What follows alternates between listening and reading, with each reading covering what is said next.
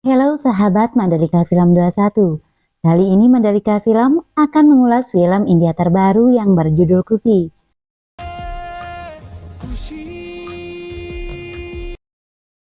Film bergenre romantis ini dibintangi oleh Vijay Deverakonda sebagai Viplav dan Samantha sebagai Aradia. Baiklah, tanpa berlama-lama, langsung saja kita ke alur ceritanya. Anyone can easily fall in love with you.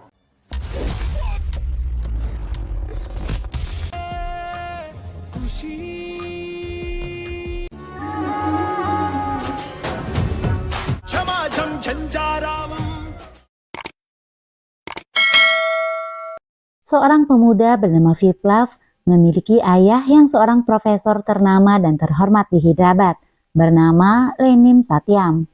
Meski begitu, ibunya yang bernama Raja Laksmi adalah seorang Hindu yang taat. Hari itu Viplav melakukan wawancara kerja. Viplav yang selama ini belum pernah tinggal di luar Hyderabad meminta Zoya atasannya menempatkannya di Kashmir. Karena menurutnya Kashmir adalah tempat yang sangat indah dengan saljunya. Permintaan Viplav disetujui oleh Zoya. Sesampai di Kashmir, Viplav dijemput rekan kerjanya bernama Pitobas. Selama di perjalanan menuju tempat kerjanya, Viplav terkesima dengan keindahan Kashmir. Namun selang beberapa waktu, bom meledak di hadapannya. Pitobas menjelaskan jika di sana memang sering terjadi peperangan. Salah satu tentara mendekati mereka. Setelah mengetahui Viplav warga sipil biasa, mereka diminta segera pergi. Viplav dan Pitobas tinggal di kantor pemerintahan tempat ia bekerja. Viplav mengeluh dengan fasilitas yang seadanya.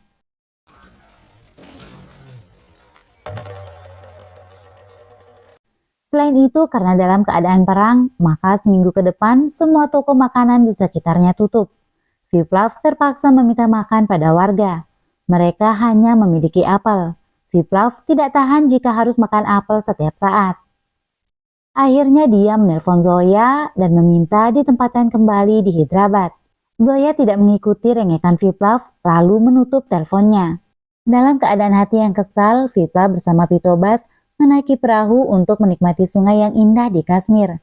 Di sana, dia melihat seorang gadis cantik yang juga sedang menaiki perahu. Gadis yang belum dikenalnya ini dia panggil Begum. Begum khawatir penyamarannya terbongkar, karena dia bukan penduduk asli Kashmir melainkan orang Telugu. Dia meminta temannya bernama Dipu memikirkan ide untuk menjauhi Viplav yang mencoba mengejarnya. Dia mengatakan pada Begum apakah dia boleh mencintainya. Untuk menghindari Viplav yang mereka anggap pria hidung belang, Dipu berbohong jika mereka adalah seorang Pakistan yang datang untuk mencari adik laki-lakinya berusia 8 tahun bernama Feroz. Mereka berbohong supaya Viplav tidak mendekati mereka setelah mengetahui mereka gadis dari Pakistan. Dipu bicara menggunakan bahasa Hindi. Namun Viplav yang sudah terpesona dengan kecantikan Begum justru tidak takut. Dia memberikan kartu namanya yang berisi nomor teleponnya pada Begum. Viplav yang percaya Begum adalah orang Pakistan meminta Pitobas sebagai penerjemah bahasa Hindi karena dia tidak mengerti bahasa Hindi dan menggunakan bahasa Telugu. Begum bertanya pada seorang penduduk di sana letak kuil Mamuleswar. Penduduk di sana curiga jika Begum adalah mata-mata India karena penampilan Begum tidak sesuai untuk seorang yang akan mengunjungi kuil. Viplav kembali bertemu Begum. Dia mengira Begum masih mencari adiknya. Viplav lalu mengumumkan jika Begum sedang mencari adiknya yang bernama Feroz. Tak disangka penduduk sekitar yang mencurigai Begum tadi datang menyerang mereka. Bersama Pitobas, sekuat tenaga Viplav menyelamatkan Begum dan Dipu.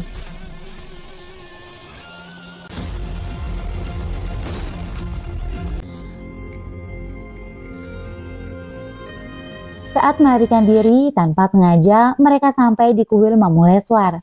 Begum segera berdoa untuk kesembuhan neneknya dan untuk mendapatkan jodoh yang baik. Viplav menawarkan tempat tinggalnya untuk Begum selama mencari Feroz.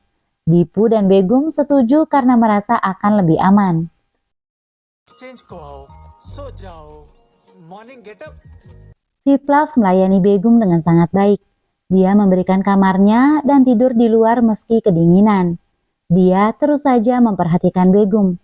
Bahkan dia berusaha membasuh kaki Begum menggunakan air hangat ketika dia melihatnya kelelahan karena mencari Feroz. Namun Begum tidak banyak bicara untuk menjaga agar penyamarannya tidak terbongkar. Siang hari dia berusaha mencari Feroz. Dia mengumpulkan beberapa anak yang bernama Feroz yang tidak memiliki orang tua dan hidup menumpang pada keluarga lain. Namun tidak satu pun di antara mereka yang merupakan adik Begum, karena seperti yang diketahui, Feroz hanya cerita karangan Dipu. Anak-anak itu takut jika dikembalikan mereka akan dipukuli. Karenanya Viplav mengantar mereka ke kamp pengungsian. Begum merasa bersalah karena meminta Dipu berbohong. Setelah diumumkan ternyata salah seorang ibu melihat Feroz anaknya. Pertemuan haru ibu dan anaknya membuat Viplav mengaku jika sebenarnya dia mencari Feroz hanya untuk membuat Begum terkesan. Namun melihat perpisahan ibu dan anak yang begitu perih, Viplav berjanji akan menemukan Feroz. Sementara Dipu menelpon atasannya yang akan menjemput mereka. Viplav justru mengambil kesempatan untuk berfoto dengan Begum. Ingin sekali dia merangkulnya, namun Viplav mencoba menjaga jarak. Malam hari, Begum mencoba bicara dengan Viplav. Viplav memintanya duduk di sampingnya. Dia mengira Begum tidak mengerti apa yang dikatakannya dalam bahasa Telugu. Dia mengungkapkan isi hatinya yang tengah membayangkan kehidupannya setelah menikah dengan Begum. Dia benar merasa akan bahagia jika itu terjadi. Mengetahui Begum seorang Pakistan, Viplav bahkan tidak takut mati asal bisa hidup bersama Begum. Mendengar pernyataan cinta dari Viplav, Begum salah tingkah. Begum pura-pura tidak mengerti apa yang dikatakan Viplav dan segera masuk kamar. Pagi hari, Viplav membelikan teh untuk Begum. Sekembalinya, Begum ternyata sudah pergi. Dia menuliskan di cermin jika dia telah menemukan Feroz lalu segera pulang ke Pakistan. Viplav yakin Begum juga mencintainya. Setelah semalam, Begum keluar kamar menemuinya. Dia yakin Begum pergi karena takut menjalin hubungan dengannya yang seorang India. Dia akan meyakinkan Begum tanpa takut, dia bahkan mengajak Pitobas ke Pakistan mencari Begum. Viplav segera berlari menuju stasiun Amritsar. Ternyata Viplav melihat Begum berada di salah satu gerbong kereta menuju Hyderabad Tirupati. Viplav segera menemui Begum. Dia berusaha meyakinkan Begum akan rasa cintanya yang besar. Dia bahkan rela mati untuk bisa bersama Begum. Viplav memberitahu Begum jika kereta yang dinaikinya bukan ke Pakistan, melainkan ke Hyderabad. Viplav meminta Begum pindah kereta karena dia akan ikut ke Pakistan bersamanya. Di sana Begum mengaku jika nama sebenarnya adalah Aradia dan seorang Brahmin yang berasal dari Hyderabad seperti Viplav. Dia juga bicara dalam bahasa Telugu. Hal ini membuat Viplav sangat terkejut. Namun, dia mengacukan semua karena ingin mengetahui perasaan Aradia padanya. Aradia juga mengaku jika semua yang dilakukan Viplav untuknya telah membuat hatinya luluh dan mencintai Viplav. Di belakang tempat duduk Aradia ada seorang Brahmin yang sedang membaca ceramah suci. Viplav memintanya menghentikan omong kosongnya. Aradia menegur Viplav jika itu bukan omong kosong namun sedang membaca ceramah suci seperti yang biasa dilakukan ayahnya. Aradia mengungkapkan jika ayahnya adalah Sri Nivas Rao yang merupakan penceramah suci terkenal di kota Kakinada, India. Viplav yang juga mengungkap jika dia adalah putra Lenin Satyam. Mereka kini sadar jika ayah mereka saling membenci dan bertolak belakang. Meski begitu, Viplav dan Aradia yakin tidak akan menyerah dengan hubungan mereka. Sesampai di Hyderabad, Viplav memohon pada Zoya untuk dipindah tugaskan di Hyderabad. Permintaannya dikabulkan oleh Zoya, yang sadar jika Viplav melakukannya untuk wanita yang sangat dicintainya. Viplav menunjukkan foto Aradia pada ibunya, lalu memberitahunya jika dia adalah anak Tuan Srinivas Rao. Ibunya yang seorang Brahmin tentu sangat setuju. Mereka menemui Tuan Rao di kuil. Di sana Viplav mengaku dirinya adalah anak Satyam. Namun dia dan Aradia saling mencintai dan ingin menikah. Tuan Rao sangat terkejut. Dia pulang dan menanyakan kebenarannya pada Aradia. Sementara di rumahnya, Viplav meyakinkan Satyam ayahnya untuk menemui keluarga Aradia. Terpaksa, dua keluarga ini bertemu di kereta karena tidak ingin saling mengalah untuk mengunjungi kediaman masing-masing. Saat pertemuan, keluarga Aradia memeriksa horoskop Viplav dan Aradia. Tuan Rao membacakan, jika terjadi pernikahan, maka hanya akan ada kesengsaraan, bahkan akan terjadi keguguran jika Aradia hamil anak mereka. Untuk mengatasi semua itu, maka Viplav dan ayahnya harus melakukan ritual dan persembahan. Satyam yang tidak percaya horoskop menganggap semua itu omong kosong, lalu meminta keluarganya pulang. Dia tidak akan pernah setuju melakukan ritual. Viplav mengatakan dia tidak akan meminta izin siapapun karena besok dia akan bersiap menikahi Aradia. Dia menentang ayahnya. Begitupun Aradia. Dia mencoba meyakinkan ayahnya jika Viplav pria yang baik. Tuan Rao tidak akan menghalangi Aradia. Dia hanya meminta Aradia meyakinkan Viplav melakukan ritual persembahan demi kebahagiaan pernikahan mereka. Aradia tidak bisa memaksakan Viplav dan keluarganya melakukan ritual.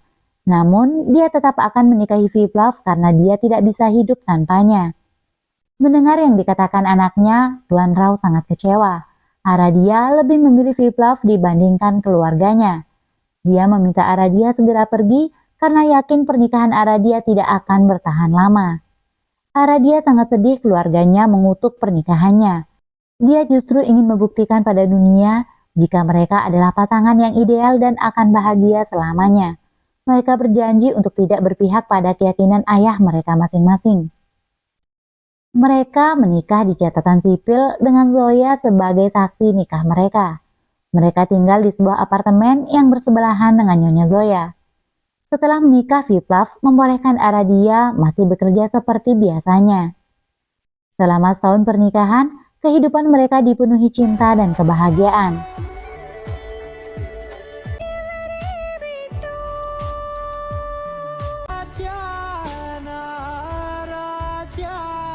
Beberapa kali Aradia melakukan tes hingga akhirnya dia hamil.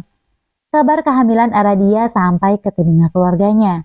Aradia bersama Viplav mengunjungi dokter. Namun, dokter menyatakan Aradia mengalami keguguran. Viplav terus saja menghibur Aradia. Aradia kini berpikir apakah semuanya terjadi karena mereka tidak melakukan ritual dan persembahan. Mendengar Aradia hamil, keluarganya segera berkunjung ke rumahnya. Begitu juga ayah Viplav.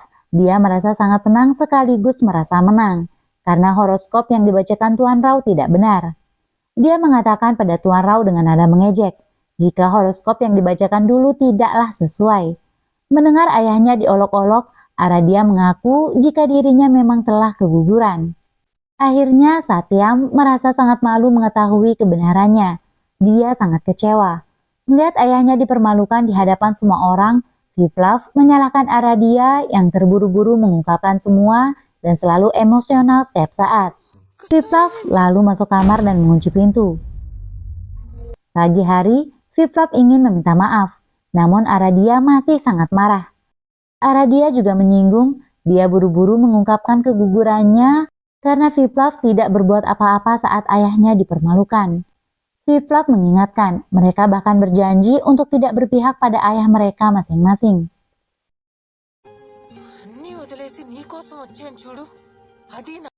Viplav merasa bersalah. Dia menyebut istrinya yang baru pulang bekerja. Dia membawakannya seekor anjing lucu. Dia juga membawakan kopi untuk istrinya. Namun Aradia memilih naik kereta cepat bersama Dipu. Salah seorang penumpang meminta Viplav berhenti mengganggu Aradia. Setelah Aradia mengatakan dirinya tidak mengenal Viplav. Viplav mundur menjauh. Beberapa pemuda di sana mulai mengganggu dan merayu Aradia. Viplav sangat marah lalu menghajar mereka semua karena berani mengganggu seorang wanita di depan suaminya. Semua penumpang kaget. Pria yang tadinya tidak dikenal Aradia ternyata adalah suaminya. Viplav terus saja merayu. Aradia akan memaafkan Viplav jika dia setuju pergi ke dokter untuk memeriksakan kesuburannya. Terpaksa Viplav setuju. Sepulang dari dokter, Viplav dan temannya mampir ke restoran. Di sana dia melihat istrinya dan Dipu sedang bersama klien laki-laki. Klien tersebut mencoba merayu Aradia dengan mengatakan jika Aradia masih lajang, dia akan menjadikan Aradia yang hebat sebagai istrinya. Viplav mendengar hal itu. Dia kesal pada istrinya yang masih senyum saat digoda dan tidak menggampar kliennya yang menggoda istri orang. Viplav akan pergi namun Aradia melihatnya. Aradia mencoba mengenakan Viplav dengan kliennya, namun Viplav menolak dan memilih duduk di kursi lain. Tidak lama, Viplav juga mendengar teman-teman Aradia membicarakan mengenai hasil tes kesuburan Viplav karena mereka penasaran. Viplav sekilas mendengar dan marah sekali karena masalah pribadinya telah tersebar. Dia mabuk dan menyanyikan lagu-lagu yang liriknya mengatakan hal-hal yang cukup menyakitkan bagi Aradia.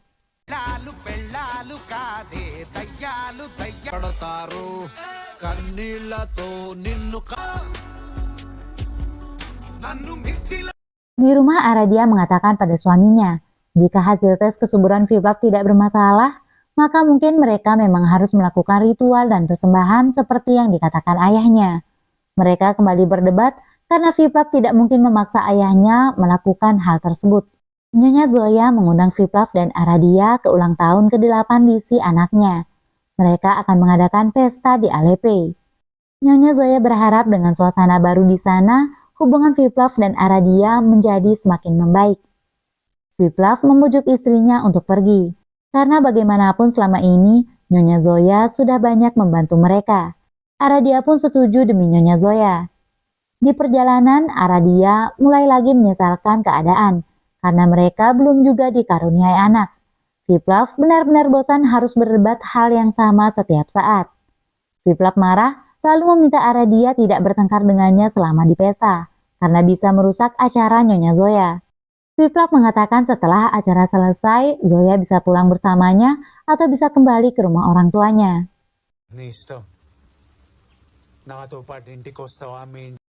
Sesampai di pesta ulang tahun, ternyata Lisi sudah tiada. Nyonya Zoya menceritakan jika Lisi meninggal dunia saat usianya 5 tahun. Namun mereka selalu merayakan ulang tahunnya meski sudah tiada. Walaupun Nyonya Zoya hancur karena kepergian anaknya, suaminya Thomas selalu berada di sisinya untuk menguatkannya. Pagi hari saat terbangun, Viplav tidak menemukan Aradia. Dia segera menyusul. Beruntung Aradia belum naik perahu. Aradia mengatakan dia akan pulang ke rumah orang tuanya, seperti yang diinginkan Viplav. Aradia merasa bahkan tidak tahu harus bicara ke siapa mengenai ritual yang disarankan keluarganya untuk mengatasi masalah mereka. Viplav bahkan membentaknya ketika dia membicarakan semua itu. Aradia memilih pergi karena tidak ingin menjadi masalah untuk Viplav. Setelah ditinggal Aradia, Viplav benar-benar merindukannya dan tidak bisa hidup tanpanya. Aradia juga tidak pernah menjawab telepon dari Viplav. Aradia benar-benar kecewa pada Viplav.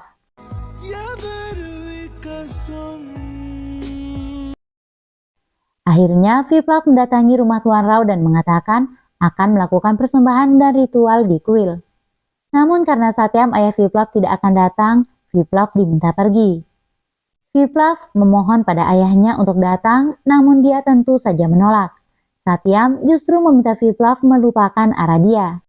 Viplav lalu menanyakan kenapa Satyam ayahnya masih bersama ibunya yang seorang Brahmin selama 30 tahun. Satyam menjawab tentu karena mencintai istrinya. Viplav lalu mengatakan jika ayahnya mampu bertahan selama 30 tahun, lalu kenapa dirinya tidak akan mampu bertahan selama 3 jam melakukan ritual demi Aradia yang dicintainya. Meski belum jelas Satyam akan datang atau tidak, Viplav akan melakukan ritual di kuil. Ritual dimulai. Viplav memutar kuil bersama Aradia. Namun Aradia masih tidak ingin bicara dengan Viplav. Ibu Viplav datang. Dia berencana akan menggantikan Satyam karena suaminya tidak mungkin datang. Namun itu tidak mungkin. Ritual tetap harus dilakukan oleh Satyam. Tanpa diduga, Satyam mengesampingkan egonya. Dia datang ke kuil demi Viplav putranya. Ritual dilakukan. Saat hampir selesai, hujan turun hingga membuat ritual harus ditunda. Di sana Satyam mengatakan pada Rao jika Tuan Rao telah menang. Dia akan menyelesaikan ritual demi kebahagiaan dan kemakmuran anaknya. Tuan Rao memberitahu Satyam jika semua bukan masalah kalah atau menang. Tuan Rao sadar jika Fluff sangat mencintai putrinya, hingga rela melakukan ritual. Selain itu, ketika Tuan Rao melihat Satyam membungkuk melakukan ritual demi kebahagiaan putranya, dia sadar dia telah melupakan sisi kemanusiaan, di mana setiap orang harusnya bebas dengan keyakinannya. Karena itu Tuan Rao akan membatalkan ritual dan berserah pada Tuhan. Dia juga berjanji akan merestui putrinya bersama Fluff. Sementara Fluff terus berusaha meminta maaf pada Aradia. Dia sadar tidak bisa hidup tanpa Aradia setelah ditinggalkan. Melihat besarnya cinta Fluff, kini Aradia tidak menginginkan ritual lagi. Dia akan menerima hubungan mereka meski tidak dikaruniai seorang anak. Karena Aradia hanya menginginkan hidup bersama Fluff. Di ending film diperlihatkan jika kini Aradia dan Fluff memiliki seorang putri bernama Kusi. Film pun selesai. Sekian dan terima kasih. Jika kalian suka video ini jangan lupa subscribe dan sampai jumpa di film selanjutnya.